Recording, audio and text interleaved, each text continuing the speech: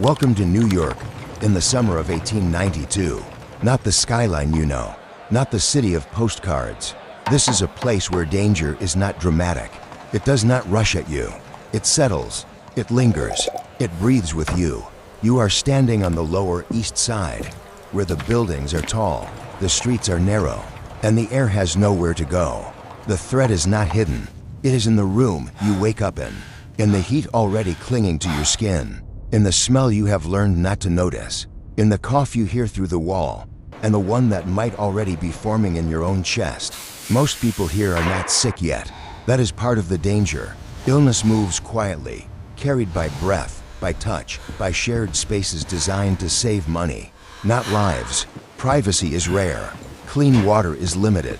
Fresh air is a rumor. Modern bodies are not trained for this. We expect space. We expect ventilation. We expect that the room where we sleep will not slowly poison us before breakfast. Stay close. Move slowly. The sun has not reached the air shaft yet, and already the day is working against you. The first thing you notice is the heat, not the sharp heat of noon, but the thick, unmoving warmth of a night that never really ended. It sits on your chest. It presses against the back of your throat. Sweat has already formed, though you have not moved. The air tastes used. Somewhere nearby, someone turns over in bed. The sound is close, too close. Wood creaks. A child exhales, then inhales again, wheezing slightly, as if sleep itself requires effort. You are awake before you wanted to be, not by choice. The room decides for you.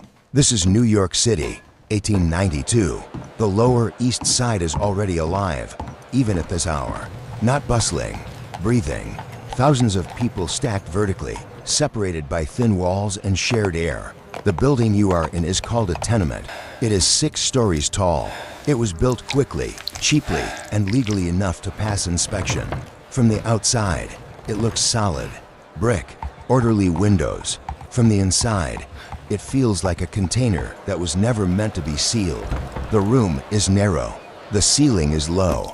Light enters through a single window that opens onto an air shaft. The shaft is a vertical slit between buildings, just wide enough to allow darkness to fall straight down.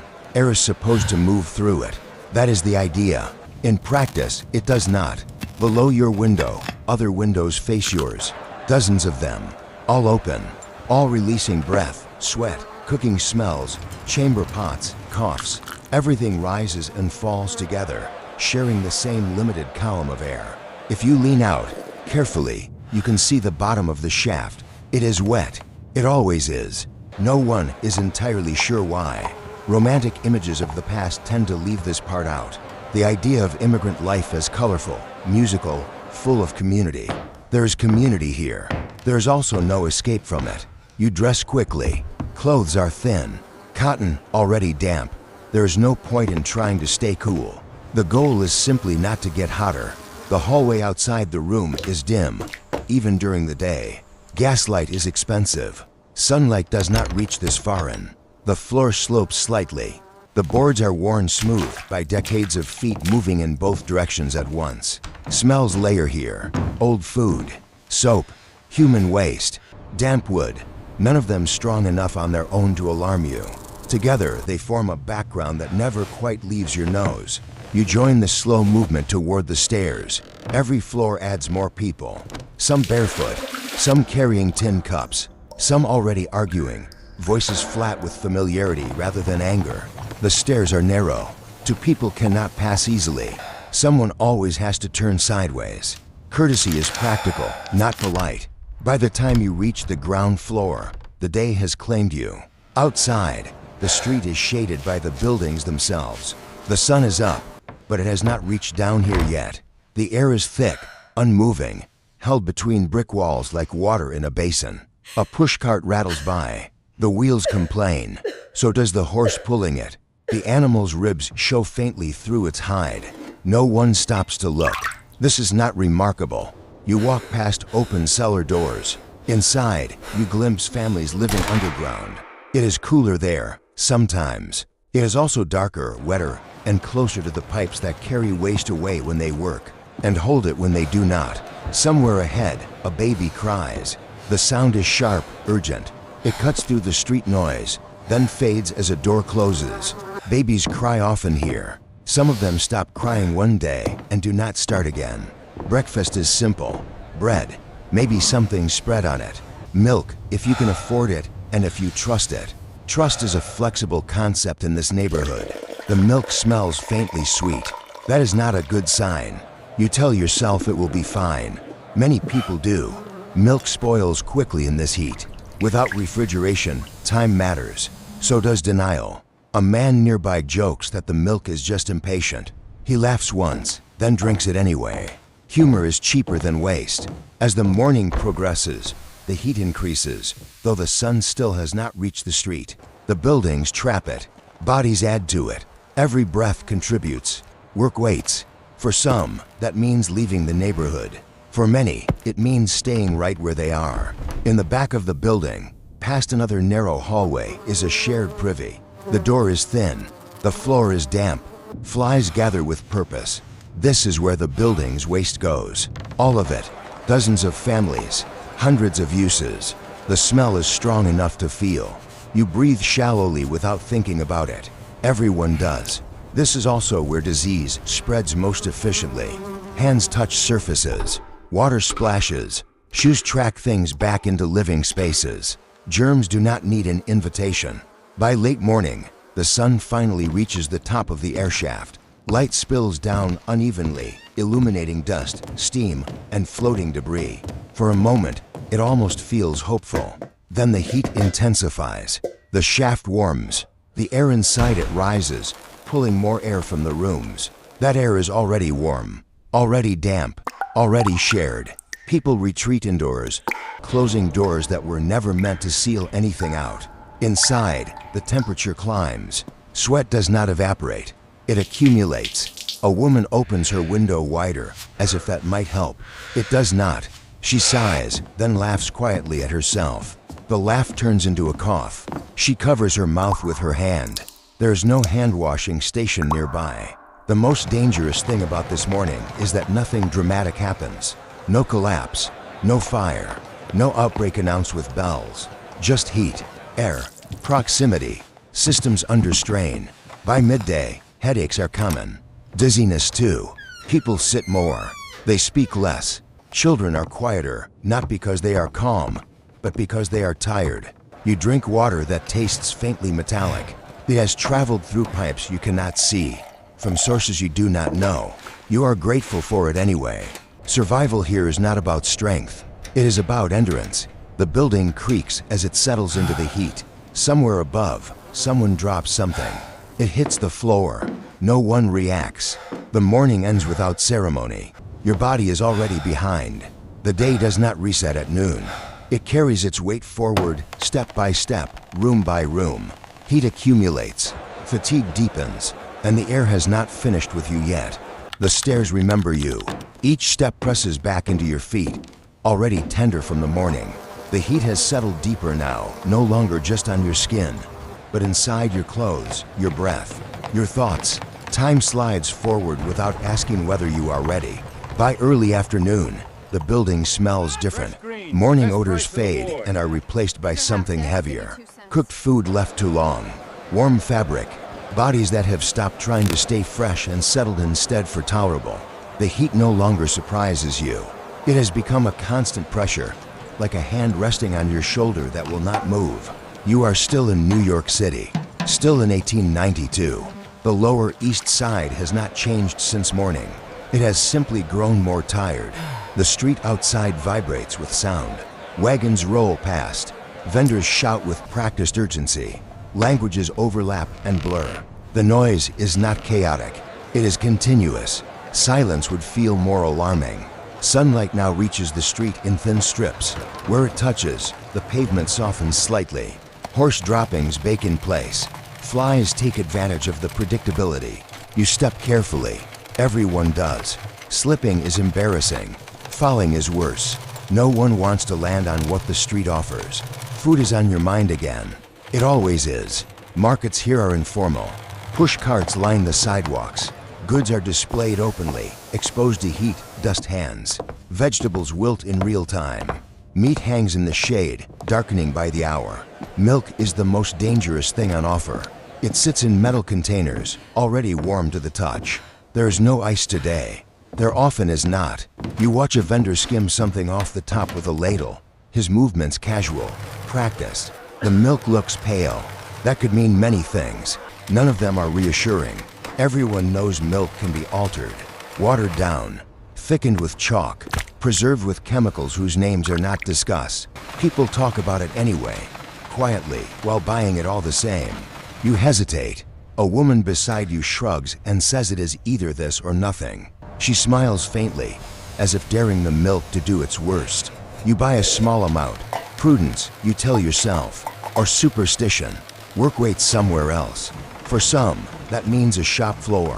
For others, a sweatshop apartment. For many women, it means piecework done at home, stitching garments in rooms already overcrowded. For men, it might mean carrying, lifting, hauling, all of it made harder by heat. You pass open windows where sewing machines clatter rhythmically. The sound is steady, almost soothing, until you notice the posture of the people operating them. Bent, still, focused beyond comfort. Air does not move in these rooms. Fabric dust floats visibly in the light. It settles in lungs. It stays there. Someone jokes that breathing is optional, just like brakes. The joke lands softly. No one laughs for long. You climb stairs again. Another building. Another hallway. This one narrower than the last. The walls are stained at shoulder height, darkened by years of contact. The stain follows the path of human movement. Inside a room, several people work silently. The windows are open, but they face another wall. The air shaft again. It feels warmer here than outside, which should not be possible, but is. Sweat drips from foreheads onto fabric. No one stops to wipe it away. Stopping costs time. Time costs money. Money costs food. The body adapts by lowering its expectations. By mid-afternoon, dizziness becomes common. People sit when they can. They lean against walls when they cannot. Children nap on floors, their chests rising and falling to fast for comfort. Water is shared. Cups pass from hand to hand. No one asks who used it last. A man comments that germs must get lonely elsewhere. Here, they have company. The comment earns a weak smile. The most degrading zone is not dramatic. It is the back stairwell. This is where waste travels, where broken items are left temporarily and sometimes permanently, where light barely reaches. The air here is thick with ammonia and rot. It catches in your throat. You descend carefully. The steps are damp. Something seeps from somewhere above. No one knows exactly what. Everyone knows not to touch it. At the bottom, a door leads to a narrow yard. The ground is uneven. Puddles remain even after dry days. They are fed by runoff from pipes and gutters that do not quite align. Children play here anyway. They have learned where to step. Adults have learned not to look too closely. This yard connects to the privy area shared by multiple buildings. The door hangs crooked. Inside, the smell is immediate and overwhelming. It is not just unpleasant. It feels physical, like a weight pressing inward. You hold your breath without realizing it. Your body knows this space is wrong. This is where cholera once passed through, where typhoid still whispers, where hands touch surfaces that will not be clean today. You leave quickly, heart beating faster than the exertion warrants. Outside again, the street feels almost fresh by comparison. The afternoon stretches. Heat saps energy. Conversations slow. People speak in shorter sentences. Movements become economical. Somewhere, a cart overturns. Milk spills onto the street, soaking into the dust. No one rushes to help. Loss is acknowledged, then absorbed. By late afternoon, the air feels thicker than ever. Clouds gather overhead but do not break. The promise of rain becomes another small disappointment. You drink the milk you bought earlier. It tastes wrong, slightly sour. You pause, consider stopping, then finish it anyway. Waste is a luxury, so is caution. Your stomach tightens in response. You tell yourself it is nothing. It often is. Sometimes it is not. The body keeps score even when the mind refuses. As the sun lowers, shadows lengthen, but the heat remains. The buildings release what they have stored all day. Warmth radiates outward, trapping you inside it. The day has not ended. It has simply changed shape. Your shoulders ache. Your head throbs faintly. Your mouth tastes stale. This is not crisis. This is accumulation. And the night is waiting. The light fades slowly, unevenly. The body moves on habit now, not choice. Fatigue folds itself into every step, and the building prepares to hold you again. The room does not cool when the sun goes down. That is the first disappointment of the evening. Heat lingers in the walls, in the floorboards, in the bodies pressed close together. Night removes light, not warmth. The air feels thicker now, as if it has decided to stay. You lie down without fully lying down. There is no space for that. Sleeping here is a negotiation between limbs, furniture, and other people's breathing. Someone's elbow occupies the space where your ribs would prefer to be. You accept this silently. Everyone does. Sweat continues, slower now, but constant. It pools in the small of your back. The sheet beneath you is already damp. It will not dry before morning. Outside, the street noise softens, but does not stop. Wagons still pass. Someone laughs loudly, the sound bouncing off brick and disappearing upward. A baby cries again, somewhere above, somewhere below. Direction loses meaning in a building like this. The air shaft is darker now. The window remains open. Closing it would make things worse. That is what everyone says, and they are probably right. Probably. This is still New York City. Still 1892. Night does not bring relief. It brings proximity. People return from work in stages. Doors open and close. Footsteps move overhead. The building exhales and inhales, filling every gap with sound and smell. Someone cooks late. The scent of onions drifts through the hallway, thin but persistent. It makes your stomach tighten, half hunger, half nausea. You cannot tell which is stronger. The milk you drank earlier has made a decision. Your stomach cramps, sharp and sudden, then fades, then returns. You shift position, careful not to disturb the person beside you. Privacy here is theoretical. You tell yourself it will pass. Often, it does. Across the room, someone coughs. The sound is deep, wet. It repeats, evenly spaced, as if practiced. No one comments on it. Coughing is common. Silence would be more concerning. The building settles again.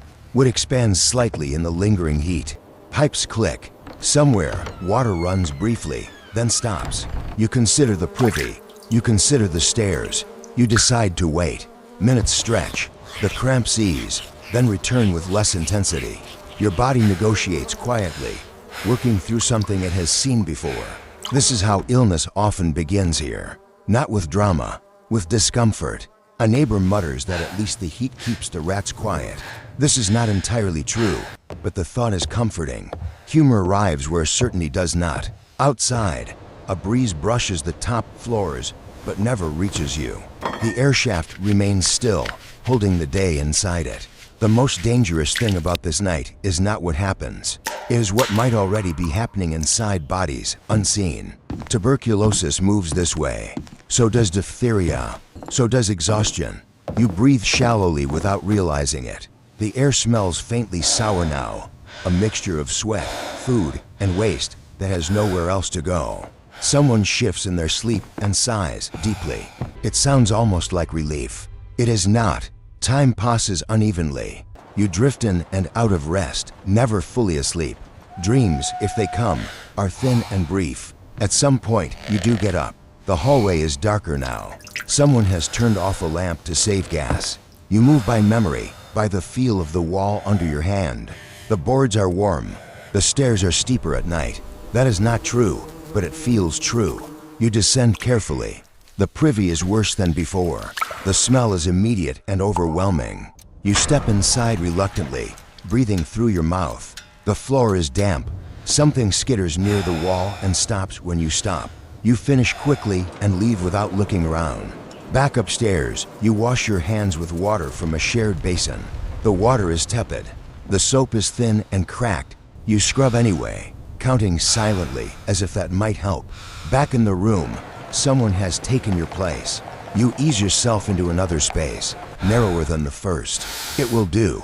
Lying there, you become aware of your own breathing, of how loud it sounds in your ears.